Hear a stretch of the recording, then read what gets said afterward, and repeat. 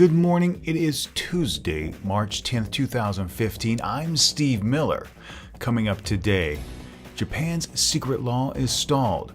Prime Minister Tony Abbott is calling the kettle black. Bomb blasts in Bangkok may lead Thailand down a dangerous path, and BIFF takes a hit. These stories are coming up next on the Asia Brief.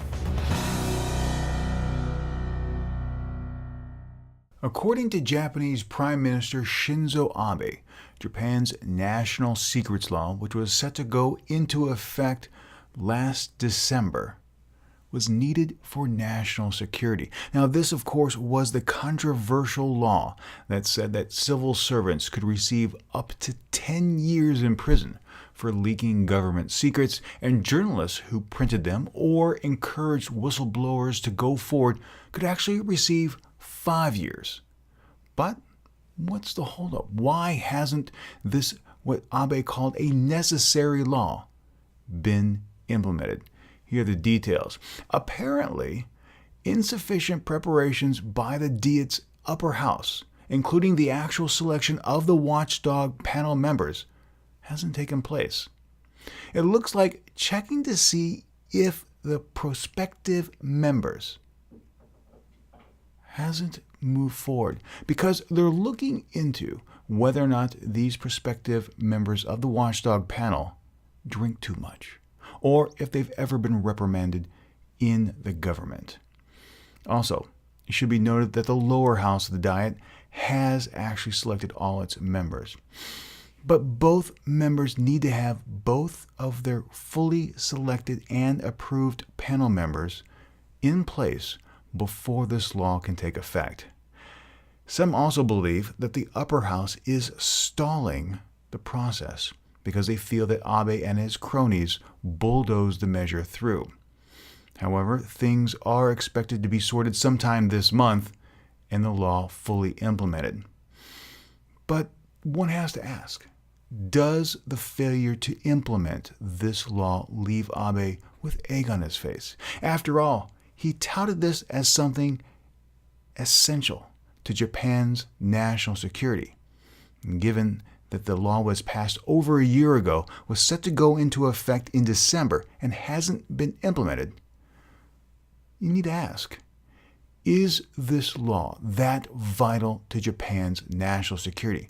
If it was, the Diet would have done everything in its power to make sure it was implemented straight away. The fact that it doesn't shows that the law may not be necessary.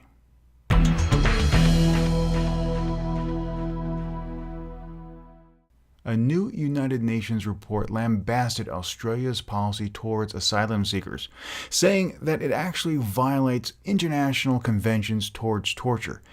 According to the report, conducted by the UN Special Rapporteur on Torture, Juan Mendez, he concluded that the rights of asylum seekers have been violated because they are exposed to cruel, inhuman, and degrading treatment.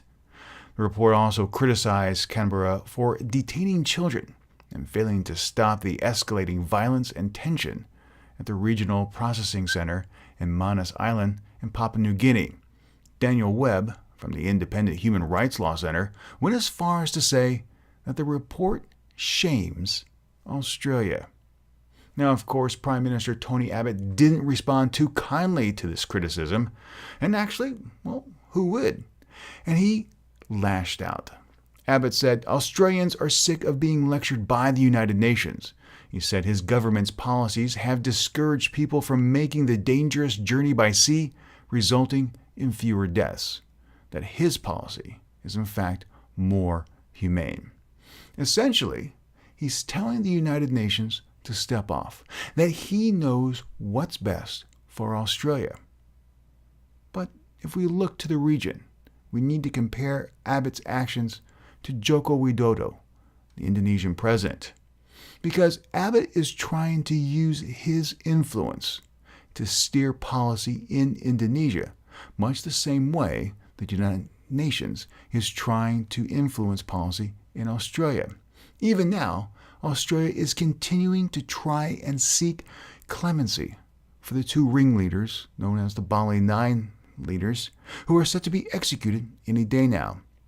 In fact, the lawyers for the Bali Nine are having a meeting in an administrative court on Thursday, the 12th of March, to try and once more save their lives.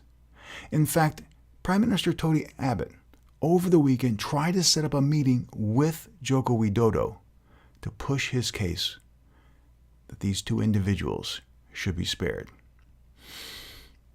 Prime Minister Tony Abbott can't have it both ways. If he wants the United Nations to respect Australia's policies towards asylum seekers, that essentially Mr. Abbott knows what's best for Australia, then he needs to respect President Widodo. Abbott is in charge with keeping Australia running, keeping Australia safe, doing what's in the best interest of Australia. That's Widodo's job for Indonesia. If he doesn't want the United Nations to come in and tell Australia what to do, he needs to back off and stop dictating terms to Indonesia.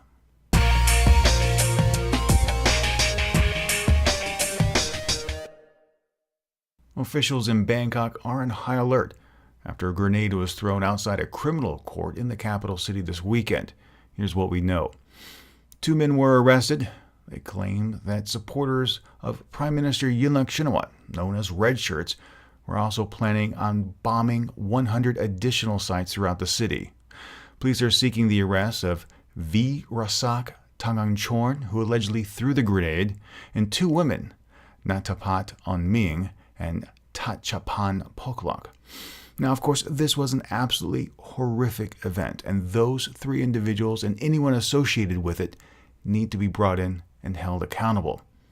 But what we have to take a look at is how junta leader Prayut Chan-o-cha is going to respond. He's made no secret. He wants to eliminate the Shinawatra clan from Thai politics. This incident could give him the excuse to further extend martial law. And critics around the world do not want that to happen. But that's what we have to see. He has said that order and martial law is needed to bring Thailand back to full democracy, which is a bit of an oxymoron, considering that he is essentially ruling the country through military might.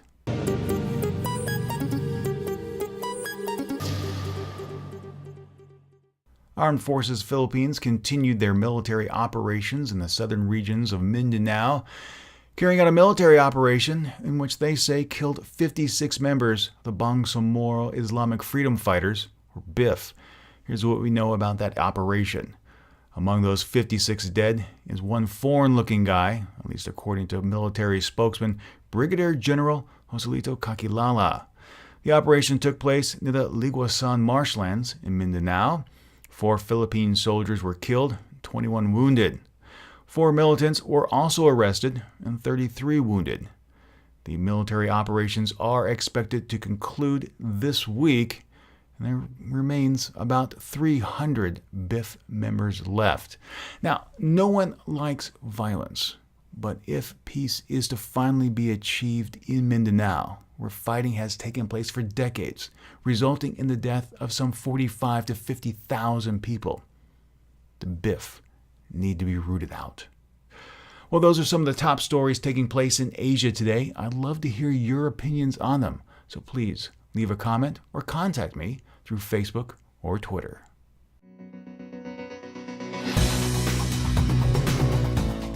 If you'd like to keep up with more news from the region, please follow Asia News Weekly on Facebook or Twitter. You can also send an email to the show with your comments, your questions, and your feedback. Just drop a line to podcast@asianewsweekly.net. If you enjoyed today's show, please share it with your friends and subscribe. You can do that on our website, asianewsweekly.net, or in your favorite podcast application like iTunes or Stitcher. Subscribing is absolutely free, and when you do, the next episode is automatically shipped to you. Thank you so much for joining me today. I really do appreciate your time, and until next time, I'm Steve Miller, reminding you to stay true to yourself and always be awesome.